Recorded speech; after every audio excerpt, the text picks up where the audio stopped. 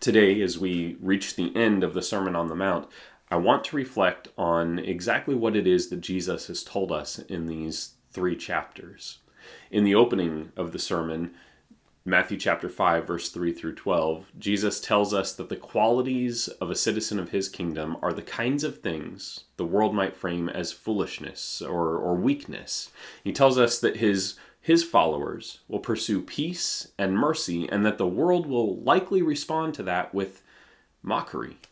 In verses 13 through 15, he tells us that our qualities, the very ones that the world mocks, they are essential for the preservation and guidance of this world.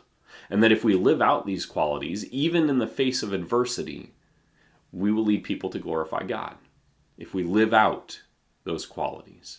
Then Jesus illuminates the law as only the one who wrote it can. He explains how the law is about so much more than the outward behavior that we manifest, and is instead a tool to center our hearts towards God's will and the restoration of all things, especially relationships between people and people and God. In chapter 6, he begins to explain that we should, in fact, observe religious practices, but not for self-elevation. Instead, so that we can be in line with the will of God. In our giving, our praying, and our fasting, we are confessing that what we want is for God's kingdom to be a reality in our lives more than we want to have people praise our self-righteousness. In chapter 6, verses 19 through 34, he tells us that as we pursue God, we'll find that the things we need most will be provided as long as we are pursuing the kingdom of heaven and not trying to build our own kingdom out of the treasures of this world. Chapter 7 begins with Jesus making it very clear that we are not, as we sometimes assume, the moral authority. He is. He wants us to recognize that we each have faults, sin in our lives, and sometimes those sins cause us blind spots, which prevent us from being of use to others. If we examine ourselves, ask God for forgiveness, and for Him to bring our lives into alignment with the reality of His kingdom, then we become useful tools in His hands for helping others see the way of His kingdom as well.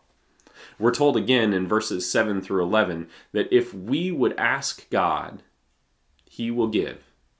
He'll give what we need, and He'll often give better than what we might ask for, because sometimes our perception is so blinded that we don't even see what we need.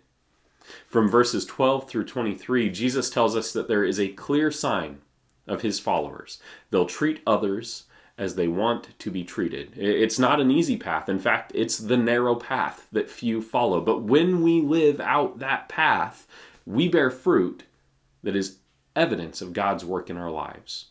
We'll care for the sick, the poor, the disenfranchised. We'll be people of our word, trustworthy without question. We'll be keepers of our covenants and pursuers of peace.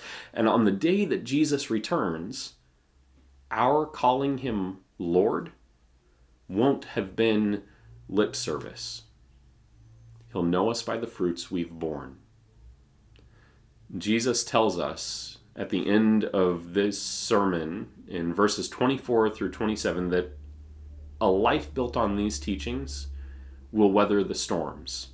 More than anything, because it's not concerned with amazing wealth or fame or praise for ourselves. A life built on Jesus' teachings is a life that values 2 things, the love of God and the love of people. A life filled with real love for our sisters, our brothers, our Father in heaven, is a life that overcomes the most troubling of circumstances. Jesus says a lot in these 3 chapters, and Matthew is very intentional in noting this, the closing of chapter 7. And when Jesus finished these sayings, the crowds were astonished at His teaching, for He was teaching them as one who had authority, and not as their scribes.